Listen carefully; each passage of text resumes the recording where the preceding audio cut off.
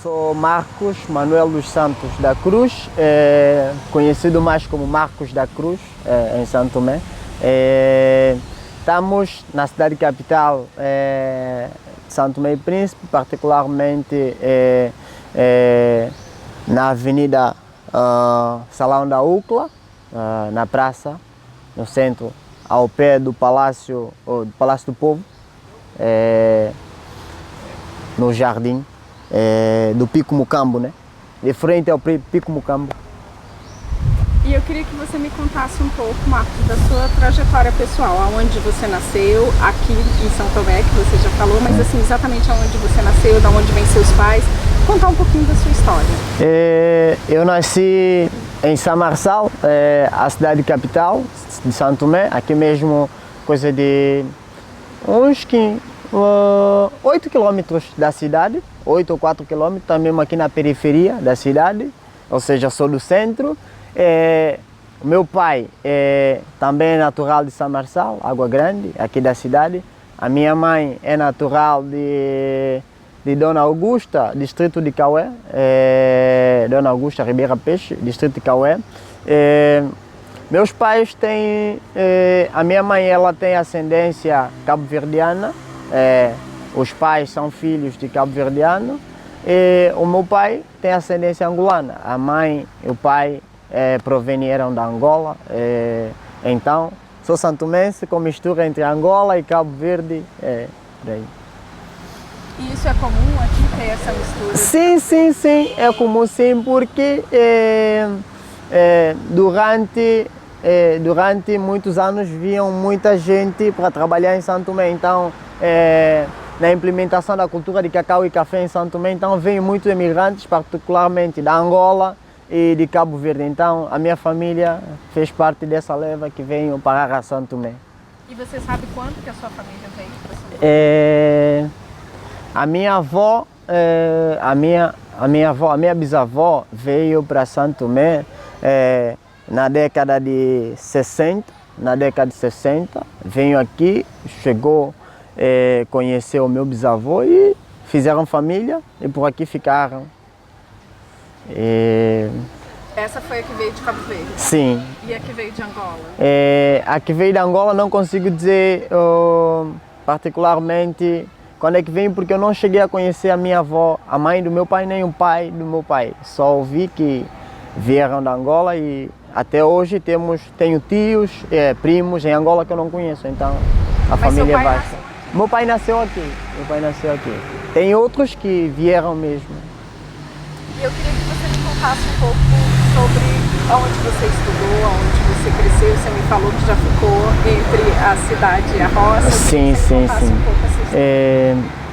Eu fiz o meu ensino primário na escola aqui no distrito de Água Grande, escola Atanásio Gomes. Estudei até a 4ª classe e depois transferi-me para a Escola Básica de Ribeira Peixe, onde fiz a 5ª, a 6ª até 8ª classes. No 9º ano eu fiz em Angulares, na escola básica secundária de Angulares, fiz 9º até o 12º ano, ou seja, estudei uma parte na cidade e outra parte fiz no sul. Então essa foi a minha trajetória acadêmica no ensino fundamental, vamos dizer assim, ensino fundamental. E em 2020 eu regressei à cidade com o intuito de ingressar-me à universidade, onde eu curso Relações Internacionais. Em 2020 fui do grupo que, ainda em 2019 fiz o teste de admissão, entrei para o primeiro ano do curso de Relações Internacionais da Universidade Lusíadas de Santo Tomé e Príncipe. E hoje estou no 3º ano do curso de Relações Internacionais. Mas você faz também outro curso? Faço o curso de engenharia, curso profissional de engenharia de iluminação cênica, ou seja, iluminação para espetáculo, onde é um curso técnico que tem a ver com programação e iluminação e sincronia entre a luz e a música para artes cênicas, dança, teatro. como parte do espetáculo. E como que essas duas áreas tão distintas surgiram para você? Assim, como é que você vai para as relações internacionais e como é que você vai para a iluminação? Relações internacionais, porque a priori, a primeira hora não queria fazer relações, escolhi um curso que era mais internacional também, né, que era os TMAs, Engenharia da Aviação Civil, mas não consegui, por infelicidade ou por sorte, o destino quis outra coisa para mim.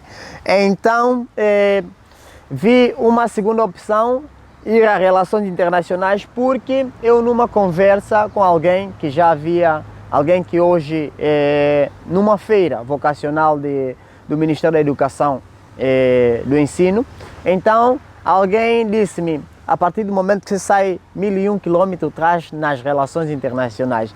E eu fui com essa palavra na cabeça e quando eu cheguei na universidade para procurar um curso para fazer, eu encontrei lá relações internacionais. Então fui pesquisando umas coisas aqui, então despertando a curiosidade e fui fazer o teste para entrar para fazer relações internacionais e fiz o curso. A iluminação para o espetáculo. Fizeram o lançamento do curso, um colega foi concorrer e falou-me, mano, vou inscrever para fazer o curso de iluminação para o espetáculo. Eu disse, iluminação? Eu disse, é coisa que em Santo Tomé não tem, vamos lá. Fui como quem quer aprender e mais nada, só para aprender. Mas depois acabei gostando e tem sido uma experiência e tanto para mim, porque o mundo da tecnologia, computações, a digitalização, a engenharia daquilo que é a informática é muito mais avançada, é uma coisa muito especial conhecer as máquinas, as luzes, e os efeitos, tipo, como é que eu posso dizer, a sincronização entre a música e as cores e a harmonia, a sensação que ela emite para nós enquanto espectadores é muito importante. Faz um espetáculo. Sim, é um espetáculo. Mas você também, a gente estava conversando antes, você me falou que você também é ligado às artes. Conta um pouquinho dessa sua ligação. Eu sou ligado à arte porque eu acho que é versatilidade. Eu faço tudo um pouco e por ser jovem, com energia, então eu exploro diversos âmbitos. Numa atividade na qual eu faço parte de uma organização, então nós distribuímos tarefa em cada grupo de cada distrito apresentar uma dança cultural. Então daí surgiu-me a ideia, eu desafiei os meus colegas e nós apresentamos o Quiná. O Quiná é uma dança tradicional do sul, do distrito de Cauê, concretamente do povo angular, que pratica a dança de Quiná. Então, eu disse aos meus colegas, olha, nós do sul vamos apresentar o Quiná. Então nós fui à busca de quem sabia, do instrumento para conhecer e nós ensaiamos e começamos a praticar. Então essa foi a minha parte envolvida com a cultura e também já pratiquei um bocado daquilo que é o teatro também tradicional, o carnaval. Então está no âmbito escolar, mas depois é só isso mesmo. A cultura para mim, no âmbito cultural, é muito resumido o meu envolvimento. Mas você gostava de fazer essa sim, parte gosto, sim, gosto muito. E eu queria que você me contasse um pouco sobre o seu trabalho. Eu trabalho hoje como administrativo de um poder local, que é a Câmara Distrital de Cauê. Presto serviço como chefe de secção e serviços da Câmara, onde nós trabalhamos com atendimento ao povo, à população do distrito, como servidor público. O meu trabalho dia a dia é mexer com documentações, atender, mas eu faço muito mais daquilo que não só no âmbito administrativo, como também exploro áreas da juventude, o desporto. Então, por ter a experiência que eu carrego da minha vida associativa, então eu apoio em diferentes âmbitos de trabalho. Dizer que também é uma experiência para mim muito importante. Não foi o meu primeiro como meu primeiro trabalho, eu fui estagiário do programa das Nações Unidas em 2019, o programa Habilita-te para a Juventude em 2019. Fiquei 3 anos como estagiário, na área de comunicação e também na área de formações para a juventude, na elaboração de programas para a juventude, onde nós todos os dias, de segunda a sexta, tínhamos que participar em formações diárias e também nas terças e quintas íamos para o terreno trabalhar com jovens nos centros de interação jovem que está sob a responsabilidade do Ministério da Juventude, particularmente ao Instituto da Juventude. Então, esses 3 anos também foi um momento de aprendizado para mim, para abrir o horizonte daquilo que é a minha caminhada enquanto jovem. E foi de extrema importância porque durante esses 3 anos eu fui aperfeiçoando a minha técnica de aprendizado, a forma de ensinar também, a conversa, diálogo com pessoas, o network, a comunicação entre pessoas. E também por já ter um bocado de conhecimento daquilo que era a liderança associativa, a cidadania ativa, então eu dava a minha contribuição enquanto jovem, eu tenho dado a minha contribuição para a juventude, dando vozes, levando ferramentas como a divulgação da Carta Africana da Juventude, a Carta das Nações Unidas do Direito do Homem, a Convenção do Direito das Crianças. Então tem sido capacitações de curta duração que nós passamos para a juventude nas comunidades, fazendo palestra, conversa aberta com jovens. Então isso tem sido, foi os meus primeiros passos antes de entrar diretamente no mercado do trabalho. Então eu já me sinto familiarizado.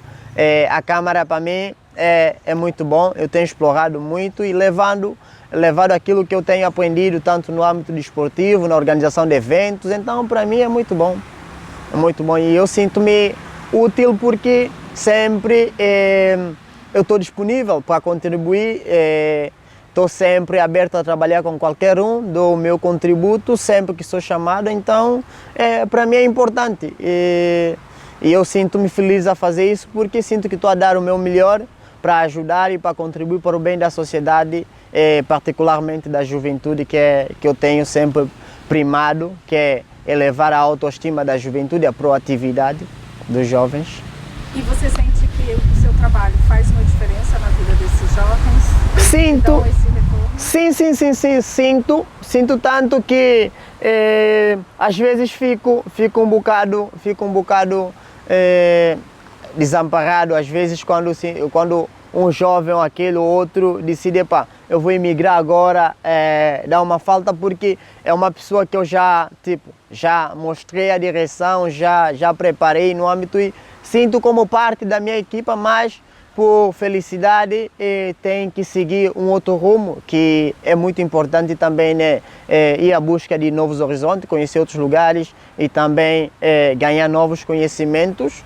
Então, nos últimos dias, nos últimos tempos, né, eu tenho tido essa experiência. Grande parte dos jovens com quem eu trabalho, particularmente do meu distrito, tem emigrado à busca de uma licenciatura, fazer um curso. Então, eu tenho feito o quê? Buscando novos jovens, dando formações, incluindo no grupo. E o tanto é que, de vez em quando, eventos que acontecem a nível nacional, jovens tomam palavra, falam, enaltecendo a minha pessoa, mas eu acho que eles têm o potencial. Eu só amparei as arestas ou dei o meu contributo para mostrar a direção, assim como alguém fez por mim. Então, tenho feito para eles, mostrando a direção, dando a ferramenta para poder avançar também na sociedade, né? Como parte da sociedade, eu sinto que cada um de nós devemos contribuir, fazer o nosso melhor para o bem daquilo que é a nossa sociedade, das pessoas que estão à nossa volta.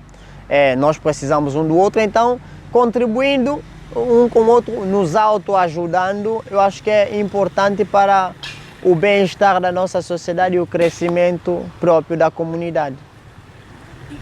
Você falou sobre associativismo. Você já tinha trabalhado antes em associação? Você fez parte de alguma associação?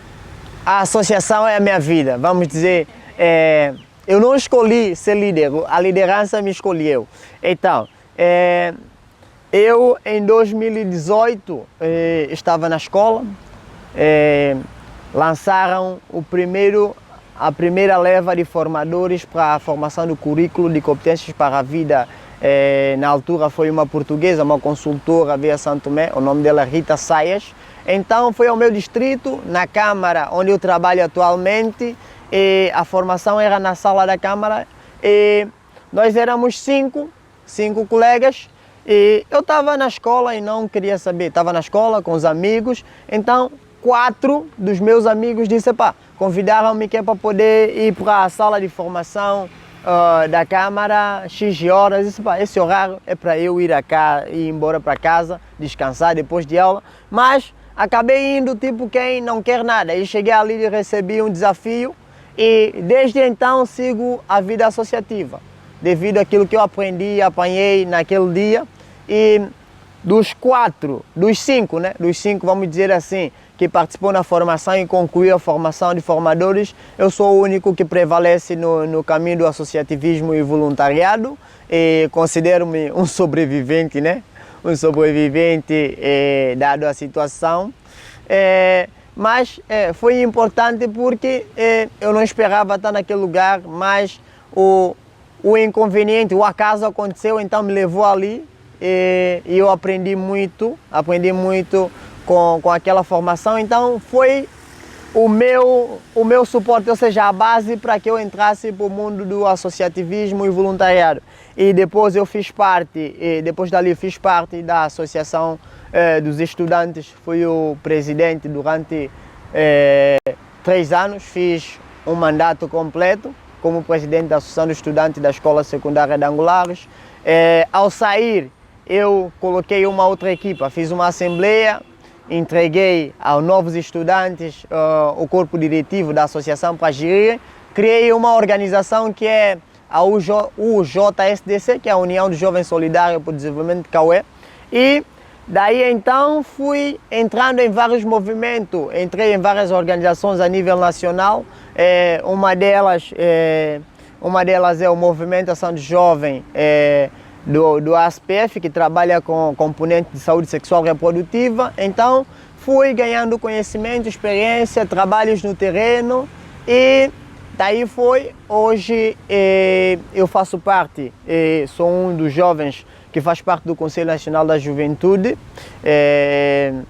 Nós estamos na liderança num mandato de 3 anos que vai finalizar no próximo ano, e tem sido importante porque eu tenho conhecido pessoas, tenho ganhado mais conhecimento e também tenho ensinado, como eu sempre digo, sempre que eu vou para um lugar para falar com um jovem, é uma troca recíproca. Eu vou aprendendo com eles, vou levar aquilo que eu tenho e ganhando deles também, e tem sido importante para mim, e eu me sinto bastante feliz com a vida que eu levo. Gosto muito de estar com jovens, de conversar. E o Conselho da Juventude, como é que é esse? O Conselho Nacional da Juventude é um órgão, é uma plataforma onde congregam todas as associações juvenis a nível de Santo Tomé, e em outras paragens também existe. Mas é ligado ao governo, esse conselho? Ligado ao governo, não. É uma organização da sociedade civil que fiscaliza os trabalhos do governo na parte que toca a juventude. No âmbito do Ministério da Juventude, está afeto ao Ministério da Juventude, que tem o direito de implementar políticas para a juventude. Então nós ajudamos na elaboração dessa política como a representatividade da juventude. O Conselho representa a juventude no seu todo. E um dos problemas que você acha que tem hoje para a juventude é o fato delas estarem migrando? O que você acha que é? A imigração é um problema, sim, porque nós, a nível de Santo Tomé e Príncipe, nós somos muito limitados. Então, em termos de oportunidades, de cursos, grande parte de jovens tem optado por sair do país porque acham que a melhor oportunidade está ali.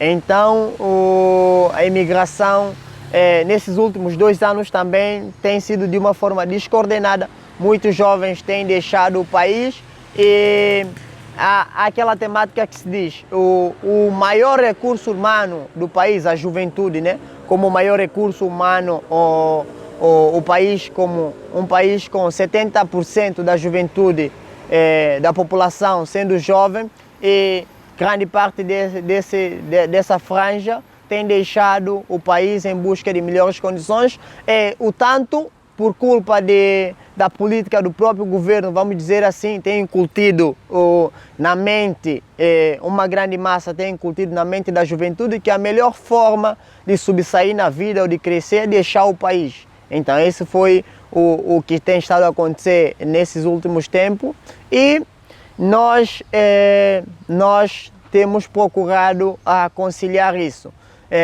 Nós parabenizamos aqueles que vão em busca de novas oportunidades, novos horizontes, nós parabenizamos, e também atendemos aqueles que ficam aqui, damos suporte, indicamos o caminho com capacitações básicas, ajudas e acompanhamento nas instituições, tanto a conseguirem uma primeira bolsa, dando informações de como fazer os documentos para entrarem na universidade. Isso tem sido o trabalho, e o Conselho tem dado suporte em diferentes âmbitos.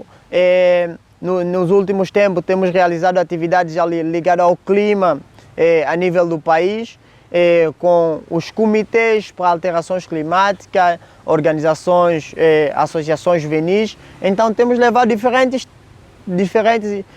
temáticas para o debate aberto à mesa com a juventude, para discutir em busca de procurar melhorar a vida da juventude do país. E o que você acha que, assim, que é uma possibilidade de deixar esse jovem ficar aqui, fixar esse jovem aqui? O que para você conta? Olha, para os jovens ficarem aqui, acredito eu, é necessário que se crie mecanismo de incentivo à juventude para que elas possam se sentir parte, né? Por exemplo, nesse ano o Ministério da Juventude implementou o estágio profissional, onde muitos jovens fizeram parte do estágio. Isso também é uma iniciativa muito importante. Criando estratégias de política de inclusão da juventude em diferentes esferas do poder, né?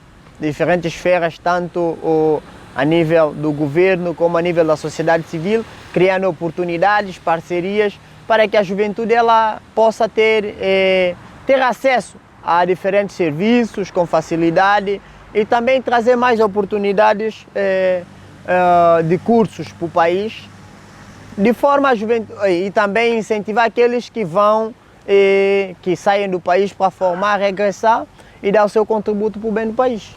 Tem um bom retorno? Sim, alguns retornam, nem todos, muito pouco, mas lá está. Quando se sai do país, explora novos horizontes, quando se volta, a coisa já não é a mesma. Então, eu diria que o incentivo seria da parte mesmo do governo. O governo tem que incentivar os jovens a irem se formar, principalmente aqueles que ganham uma bolsa do Ministério da Educação ou de um outro ministério.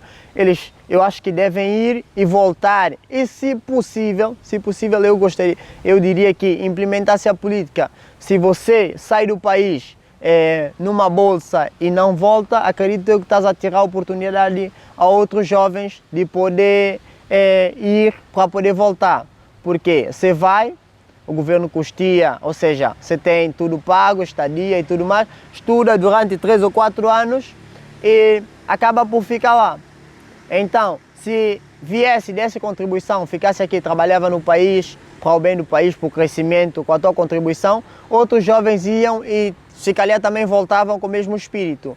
E eu acho que isso seria importante, o incentivo da parte do governo para os jovens que têm saído, de forma a regressar também, a ajudar no crescimento do país. Fazer essa mudança, você acha que também traria um benefício para outros jovens? Sim. E você podia contar também um pouquinho sobre o trabalho que você faz com os mangás? Olha, Eu tenho trabalhado com os mangás desde 2020, desde 2022, onde nós estamos centrados na restauração e preservação do mangal.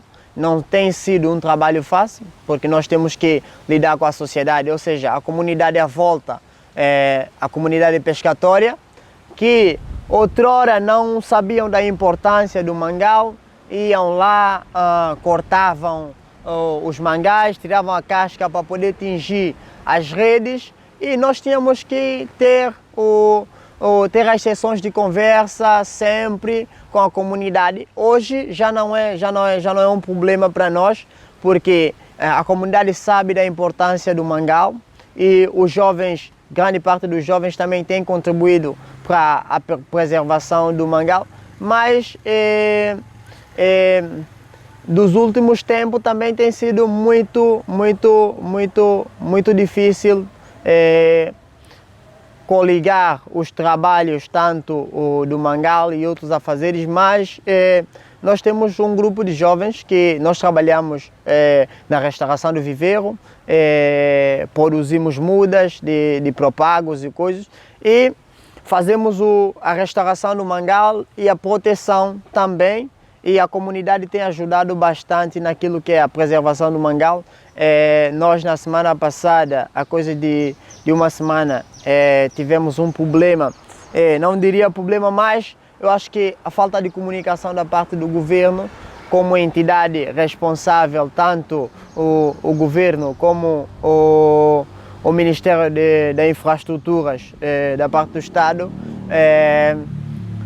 invadiram, ou seja, entraram e desmataram uma grande parte daquilo que é mangal, e nós estamos a lutar para restaurar, e chegam, cortam o mangal e... O próprio governo? Sim, através de uma empresa contratada pela IMAI, fizeram abate de uma grande extensão de uns 200 a 400 metros de mangal, foi desmatado, e não se fez nada porque é o governo, e eu me sinto triste por essa ação, porque ao mesmo tempo eu sinto que eu e a minha equipa estamos a trabalhar para a preservação e a conservação e a restauração do mangal, mas tem gente que não está nem aí, e deixa-me a desejar que o interesse, se calhar do governo com a temática ambiental, a política ambiental, a preservação do meio ambiente é oportuna. Quando lhes favorece, eles trazem a temática à mesa.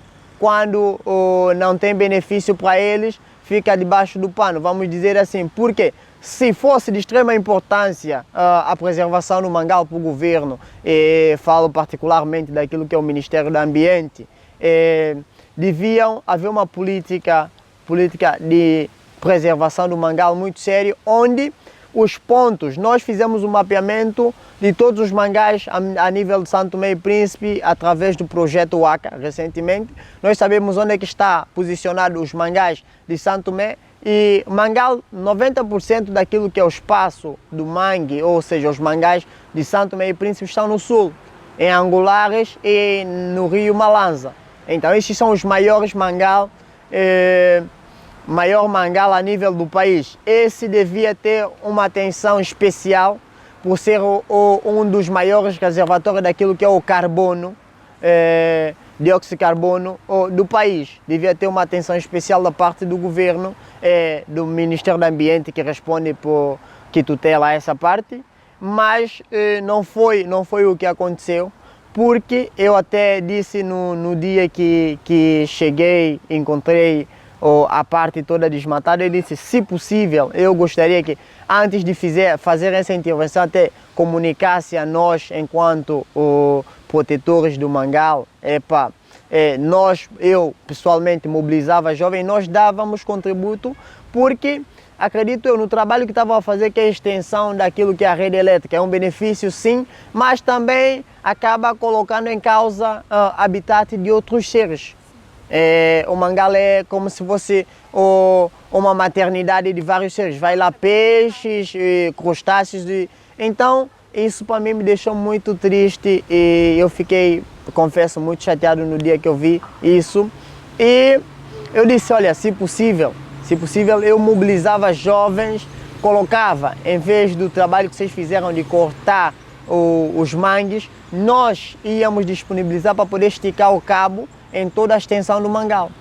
Mas não E não foi... houve nenhuma procura do governo? Não houve nenhuma procura da parte do governo, porque a empresa que estava executando a obra foi contratada pela EMAI. A EMAI não deu nenhuma diretrizes, se calhar não sabem também da importância daquilo que é o mangal, vamos dizer assim, mas eu duvido muito, tenho minhas dúvidas, mas deixa muito a desejar, e eu falo mais uma vez que talvez por não fazer parte dos objetivos do governo naquele momento, então o mangal colocou-se a par e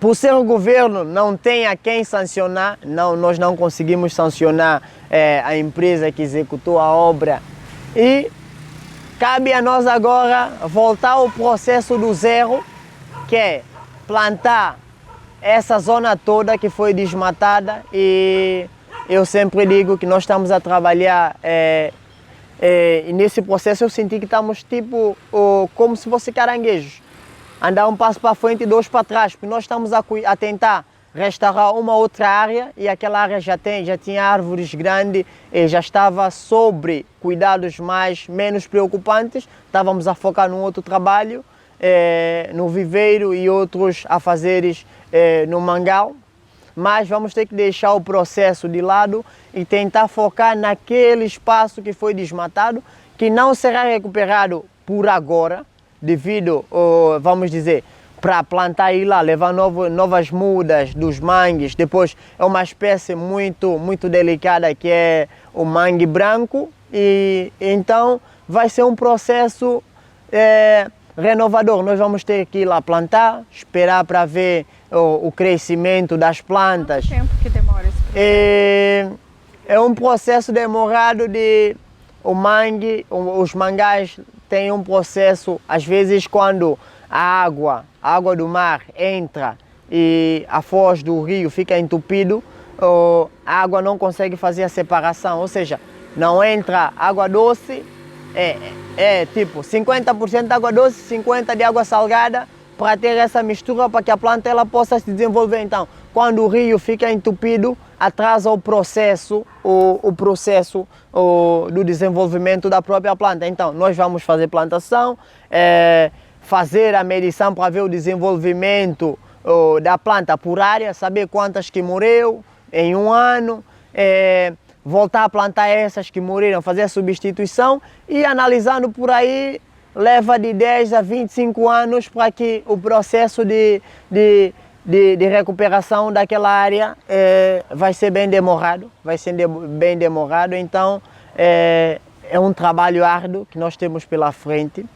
Tem um apoio do governo para fazer isso? Nós não temos apoio do governo, nós trabalhamos particularmente, a associação não tem nenhum apoio, só recebemos material da Direção das Florestas, que tutela a lei da floresta, tem uma parte que responde pela conservação dos mangás, então a Direção das Florestas que tutela essa parte, só disponibiliza material, e de vez em quando recebemos, quando vamos fazer alguns trabalhos em parceria com a direção, a equipa só recebe uns lanches, e o resto do dia estamos por conta própria. Vocês não têm nenhum outro tipo de financiamento? Não temos nenhum financiamento, vivemos por conta própria dos voluntários da associação e dos jovens que trabalham conosco. Nós não temos mais nenhum apoio, nem da parte do governo, nem nada. E vocês são quantos? Nós éramos no total 25 jovens, hoje já estamos reduzidos, nós somos agora em média 16, porque devido à imigração nós perdemos 16, com novos que têm estado a chegar, a entrar ao movimento, mas nós perdemos em média 17 jovens que saíram em busca de novas oportunidades também, né? Vocês agora também têm um processo que é o de capacitar esses... Sim. E eu diria que se não fosse pela capacitação de novos jovens, nós não teríamos também jovem, porque isso é contínuo. Cada vez que eu sinto que 2 ou 3 jovens saem, eu puxo 4 ou 5.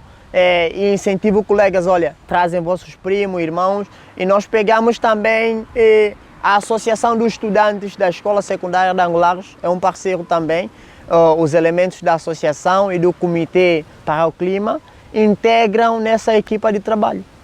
E nós não trabalhamos sempre, cada um tem seus afazeres, 2 vezes por semana, 1 vez por semana, nós vamos para o Mangal e trabalhamos. E você sente que tem um envolvimento maior dos jovens do que dos mais velhos? Sim, sim. Os jovens é que têm se integrado muito pela causa do ambiente. Os mais velhos, nem tanto, se calhar por dizerem, como dizem aqui em Santo Tomé, né, eu já não tenho futuro, o meu futuro é agora. Então os mais velhos já estão com uma idade já avançada, então sentem que já não têm mais nada a dar e se acomodam no seu canto. E o jovem é que tem feito, embora eu considere o nosso trabalho muito pouco, mas nós temos feito o nosso melhor.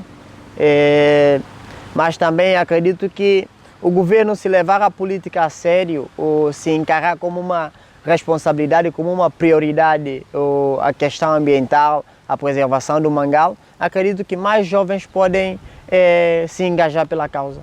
Na realidade, vocês estão fazendo uma parte do trabalho que deveria ser feito pelo Sim. Nós é que fazemos. E o que você acha que vocês precisariam para que esse trabalho fosse melhor feito ainda, sem que fosse um voluntariado? O que seria necessário? Olha, para começar eu diria criar mecanismo para que os movimentos, ou seja, para os grupos que têm intervido na restauração do Mangal, o Mangal nós podemos explorar de diferentes formas. Nós podemos fazer turismo com o Mangal. Por exemplo, o nosso Mangal de Malanza, há uma equipa que eu não intervenho diretamente no Mangal de Malanza, mas tem colegas que fazem guia, o percurso de barco pela vasta área do rio acima, vendo paisagens, espécies como macaco e outras aves também, tudo daquilo ligado ao turismo. Então nós temos o Mangal de Angulares, tem uma extensão muito vasta, pode-se fazer trilha, há muita coisa que nós podemos fazer, transformar aquilo num parque atrativo. O que falta para se ter isso, para fazer isso? Olha, as condições financeiras seria o principal. O pontapé de saída é uma linha de financiamento para criar esses tipos de atividades no Mangal, para que também possa haver vidas e envolvimento, ou sessões abertas, o fórum, tipo, nós aqui somos ilha e nós sabemos que tudo quanto é ilha envolve a questão das águas subterrâneas. Nós temos vários cursos de águas por debaixo da terra nascente, então a questão do impacto ambiental, lixos, conservação daquele lixo, criação de zonas protegidas, também são coisas que nós podemos fazer à volta do Mangal. E se você pensa assim, seria o ideal para vocês fazerem uma execução de uma política pública, que é o que vocês estão fazendo, vocês estão juntando 2 políticas, que é da juventude, né? Então vocês envolvem a juventude nesse tipo de trabalho. Sim. E uma política também ambiental e mais uma política também do turismo. Uhum. Qual o incentivo que o governo dá para esse processo ou não dá? Olha, a nível do governo, eu não tenho conhecimento assim sobre o incentivo. O governo tem explorado várias áreas, mas muito limitado. Por exemplo, a parte ambiental, nós temos o Ministério do Ambiente, que foi criado há 2 anos, nós estamos na preservação do Mangal muito antes da criação do Ministério. Então, a questão do impacto ambiental era um assunto que era tratado nos bastidores a nível do país. Com a criação do Ministério do Ambiente é que se falou mais sobre a preservação do ambiente, do ecossistema e do Mangal, porque era um assunto que era tratado por detrás dos bastidores. E no que toca ao turismo, nós vamos dizer, o turismo, nós podemos conciliar o turismo sustentável, fazer o turismo ecológico a nível do país todo. Nós temos, acho que o nosso país emite muito bem condições para isso. Nós, se conseguimos tratar e transformar os nossos resíduos, ou seja, eu costumo dizer, transformar o lixo em luxo. Se nós conseguimos mitigar a questão de educação para, ao termo exato, educação, se nós conseguimos tratar bem os nossos resíduos, educação residual, transformação do lixo, a segregação do lixo, se nós só conseguimos separar desde as nossas casas, a garrafa, os plásticos, os restos comestíveis, Isso ainda não existe. Não existe a nível do país. Por isso é que nós temos como problema a questão dos resíduos. E dá muito trabalho para as câmaras. As câmaras que fazem a recolha sofrem muito no âmbito da recolha devido ao país não tem a política de segregação do lixo desde as residências. Se nós trabalharmos essa componente, acredito que o nosso turismo sai a ganhar. Porque se nós vamos ver, o mar é potencial em turismo, o mar, o espaço verde, o turismo concilia tudo isso. Então, os plásticos que são jogados à deriva nas nossas comunidades, vão eles parar ao mar, vai prejudicar o desenvolvimento dos peixes também. Um outro ecossistema que vai ter que ser colocado em causa. Então, eu penso que é muito importante nós trabalharmos essa componente que é a segregação dos resíduos. Se nós conseguimos fazer essa primeira parte, todo o resto acho que nós conseguimos dar conta. Porque a garrafa nós podemos destinar a um processo, as latas, os plásticos, por exemplo, nós podemos entrar em contato. Eu sei que existe aqui perto, Gabão, existem várias empresas que compram os plásticos, os ditos poliéses, para poderem reciclar, para fazer outros materiais. Então nós podemos procurar esses tipos de parceiros. O governo pode muito bem trazer aqui esses parceiros e nós trabalhamos com eles em busca de uma melhoria para o ambiente. E você falou que o Ministério do Ambiente foi criado há 2 anos. Sim. E hoje o Ministério do Ambiente ele junta as 3 áreas que você trabalha, que é ambiente, juventude e turismo. Sim, porque o governo atual, na remodelação do governo que aconteceu há um tempo atrás, juntou o Ministério, agora é o Ministério do Ambiente, Juventude e Sustentabilidade. Ou seja, é um ministério que responde por essas 3 pastas. Então, outrora era Ministério da Juventude e Ambiente, Ministério da Juventude, Desporto e Empreendedorismo. Agora, separou-se e entregou o Ministério da Juventude ao Ministério do Ambiente, tornou-se em um. Então, coligou-se. Eu acho que é uma estratégia também para que a juventude possa se envolver na causa ambiental, mas eu acho que a estratégia precisa ser revista, precisa sim ser melhorada,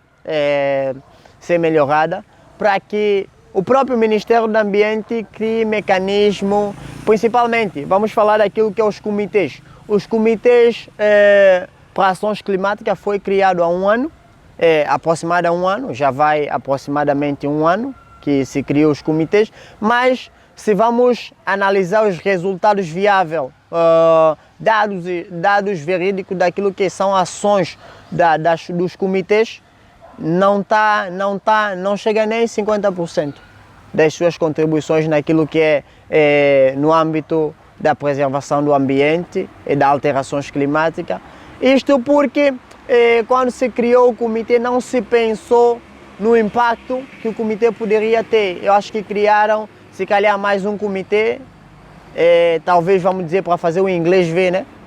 Mais um comitê que se criou aqui, mas em termos de... Trabalham, mas muito pouco, porque não definiram o que se queriam na realidade com os comitês. Eu falo particularmente da realidade que eu conheço, que é os comitês do meu distrito.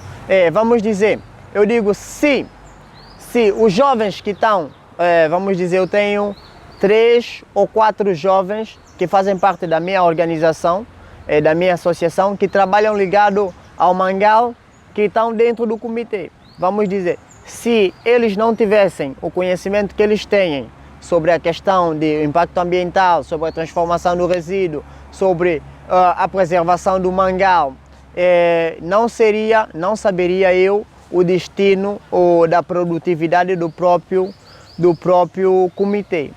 Porque criou-se o comitê, havia um financiamento para os comitês, mas não sei como é que foi feita a gestão do financiamento, não posso falar disso, não sei como é que foi feita a gestão, mas em prática o comitê está ali de corpo e alma, mas ações concretas fazem muito pouco. Eu tenho feito o seguinte, todas as minhas ações que eu faço, eu chamo por ter pessoas ligadas ao comitê, eu convido o comitê a fazer parte.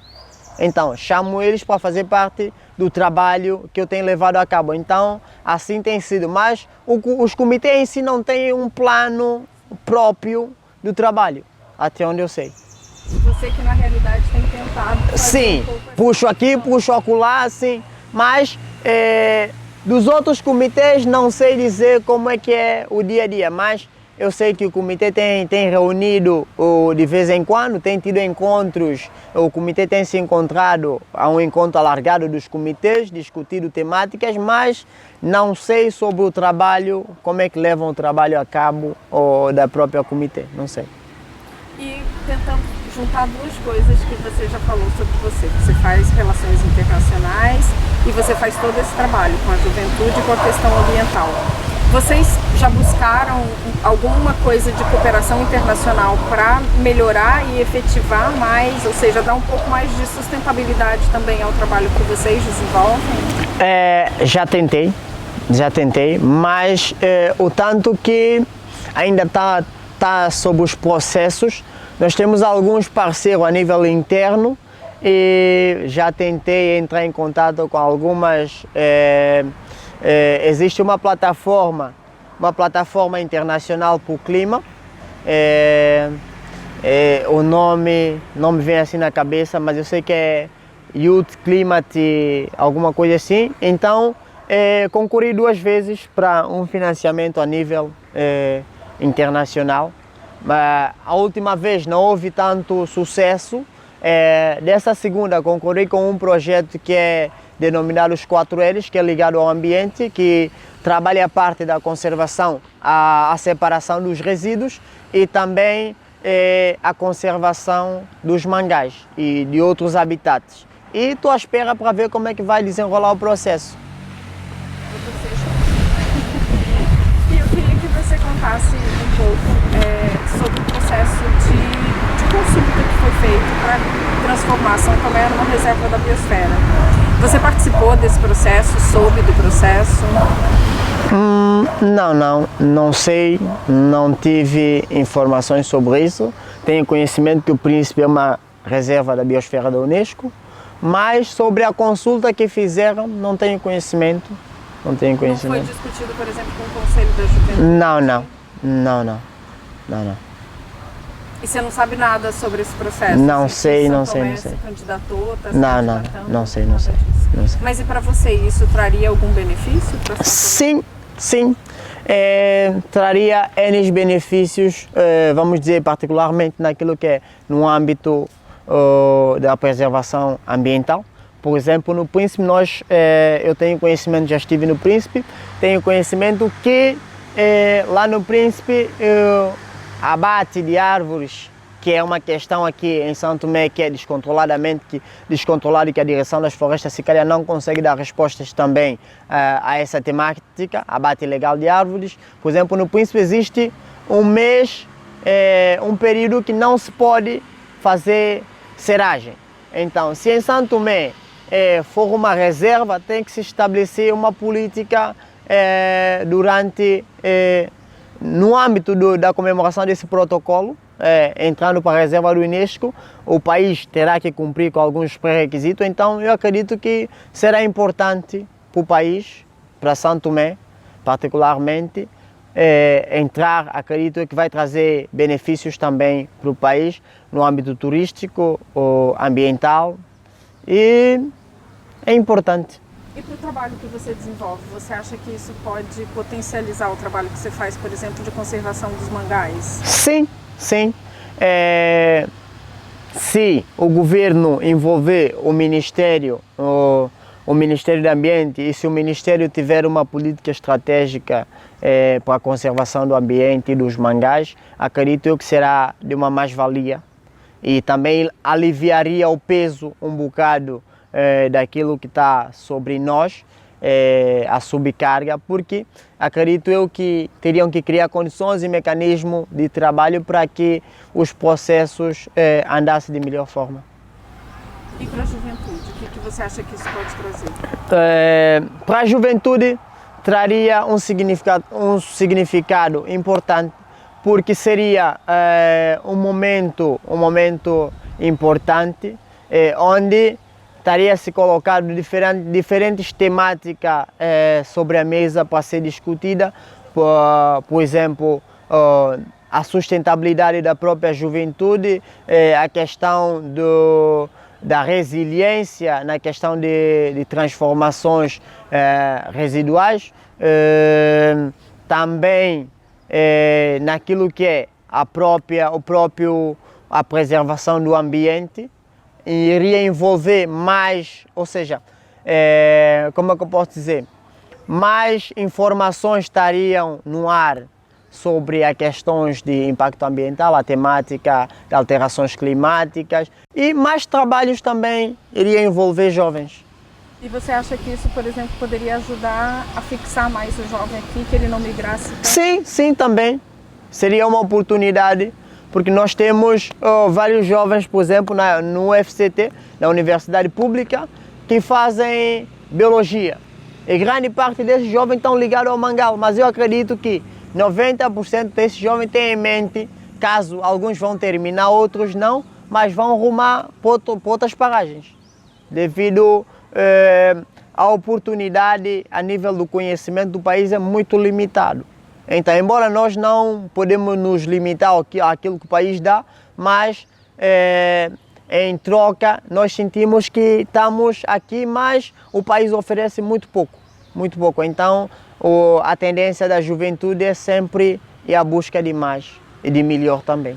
Quando você pensa em São Tomé e você pensa no futuro, o que você pensa para o futuro de São Tomé? O futuro, para mim, quando eu penso em São Tomé, a falar do futuro, acredito eu, começaria por falar dos 50 anos que nós vamos comemorar.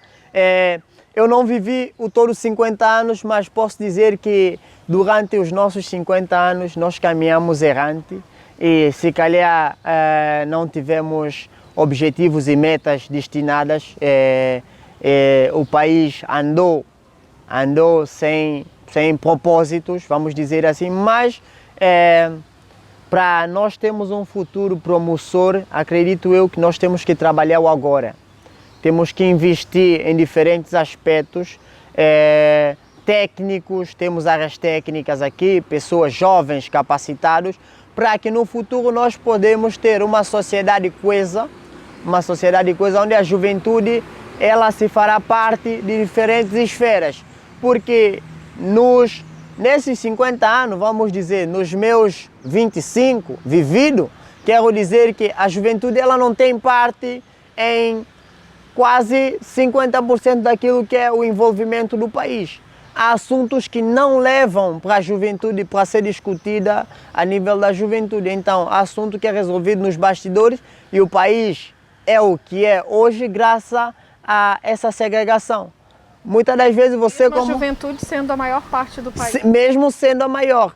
E muitas das vezes os jovens são confrontados como revus.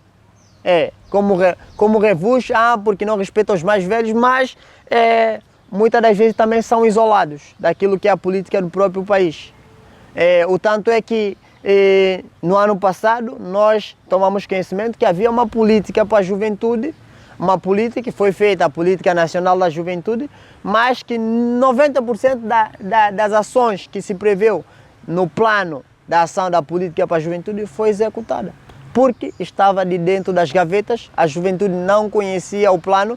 Eu tomei conhecimento do plano quando se o plano, vamos dizer assim, já expirou, trouxeram outro consultor para elaborar uma outra política. Então, como o consultor queria trabalhar diretamente com a juventude, levou a temática à mesa do Conselho Nacional. Só daí nós tomamos conhecimento que havia uma política nacional para a juventude. Vocês não tinham participado? Não tínhamos participado. Fez-se uma política entre eles e deu-se o nome Política da Juventude.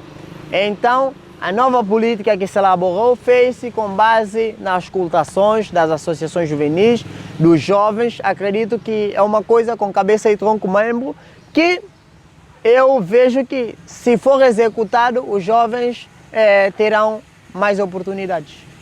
Vai melhorar. Então, vai melhorar sim. Da forma como sim, da forma como nós propusemos. E a última pergunta, o que é ser santomense para você? Olha, ser santomense para mim é a palavra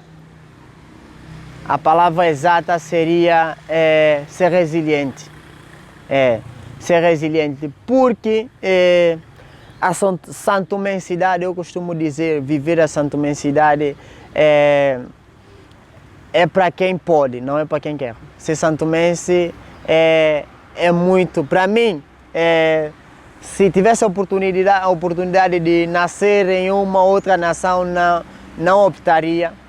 Optaria por ficar em Santo Tomé, porque foi aqui onde tudo que eu tenho, tudo que eu sou, foi graças ao país. Aprendi muita coisa, como também, vamos dizer, de bom, de errado do país. Sei muito, conheço um pouco dos 50 que vivi, dos 50 anos. Conheço muito a nível do país, a história, e para mim é importante, eu me sinto lisonjeado ser santomense. Acredito que há mais jovens com esses valores e outros também com o pensamento crítico. Cada um tem a sua visão, essa é a minha, e eu acredito que ser santomense é ser resiliente, proativo, dar o melhor de si, dar o melhor. Eu, particularmente, costumo dizer, para o bem da juventude, eu estou disposto a dar os meus braços, e acredito que tem mais jovens com essa inspiração, com essa motivação em fazer o bem por Santo Tomé e Príncipe. O tanto é que eu não menosprezo nenhuma oportunidade sequer. O exemplo disso é estar aqui hoje. A partir do momento que recebi o telefone, eu disse, se for para hoje, ok, de boa. Então, eu estou sempre pronto. Ser proativo. Ser santomense, para mim, tenho orgulho de ser santomense. Carrego a minha bandeira por onde quer que eu for. Não importa a cor nem a raça, a santomensidade é a ser vivida acima de tudo.